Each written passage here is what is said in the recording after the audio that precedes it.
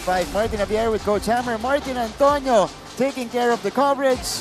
And with us here is our best player of the game. Welcome back, Tony Inot. Yan yung bagong luma. Ito. Bagong luma. Luma na. Nagpalit lang ng jersey. Nagpalit lang. Pero kung hindi parehong Tony Inot yung nakita natin doon, mas aggressive, mas physical, at mas kumpiyansado yung nakita natin kanina. Tony, nahin muna natin congratulations. Thank you po. Taking care of the first win today. Nung nagbalik ka dito, nanibago ka ba ng konti? Oo, kasi nandun yung pressure eh. Kasi nga, first game ko sa Season 100, sabi ko sa mga teammates ko na kailangan control natin, huwag tayo manggigil. Kasi nga, first game, yung gigil andun eh. So yun, sabi ko lang, follow the rules and follow the system. Tony, ang dami kong naririnig at nababasa na, di ba, in the past seasons, you're known as a defender. You're known as a really good defender. Pero this season, Season 100, gusto mo nang pakita yung offensive tools mo. Ikaw, anong expectation mo mula sa sarili mo ngayong Season 100? At ito bang first game, nasatisfy ba yung ine-expect mo mula sa sarili mo? Siguro hindi pa kasi nga, kasi yung gigil ko andun pa eh, pero binibigay ko naman yung base ko every nasa court ako. So yun. Tony, a little bit of everything today, including these steals. You came up with the biggest plays of the game. Pag-usapan natin yung end game para sa inyo. First 3 quarters, nahirapan kayo at nasabayan kayo nitong Mapua Cardinals.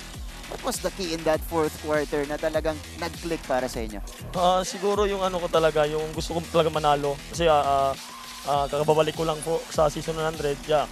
Wala akong masabi sa sarili ko. Yan, nagawa ko yung best ko para sa team. Etong makakausap mo, na-miss ka nito. Sobra.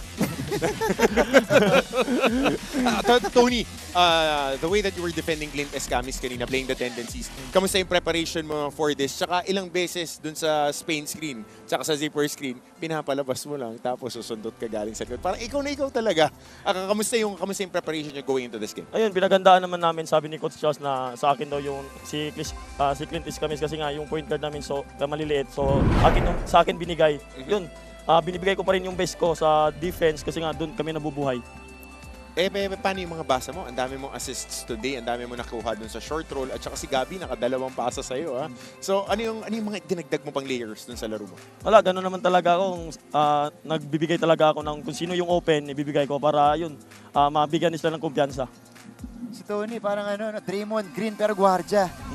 Diba? 9 points, 5 rebounds, 7 assists, 4 steals. Grabe naman yun. May depensa. Oo, grabe yung hustle today.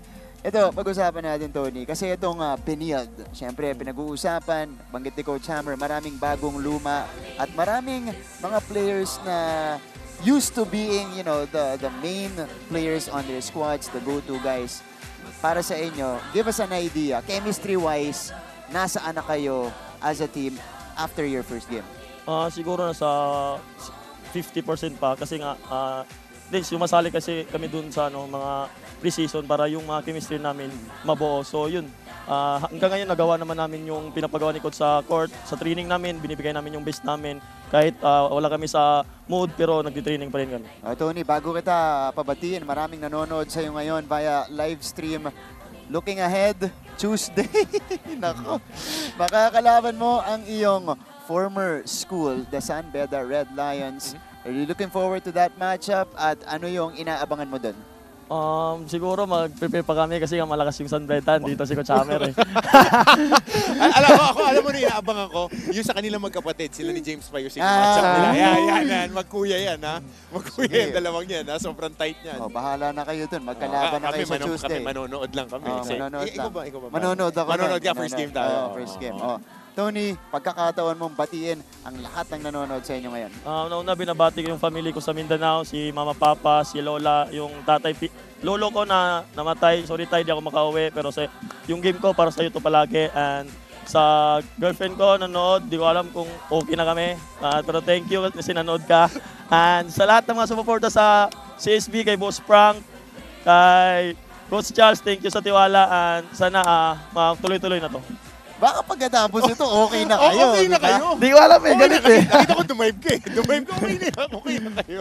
Sakto palang pinag-best player natin. Nakapagbati. Para magbate. Para magbate. Oo nga. Nakita niyo yung stats doon, 9 points, 8 assists, may 5 rebounds pa yan. Oh, pero may Four steals. honorable mention, of course, Allen Liwag, 22 points, 18 rebounds. Krinoms pa yung Krinoms Krinoms pa. pa. Tsaka si Gabi, walang gana, 17 points coming off the bench. Lagi naman walang gana eh. Yun. Palagi ka na yun. Okay, Tony. Maraming Thank you po. salamat. Maraming salamat, Tony. Ayan, we'll see you in the next game.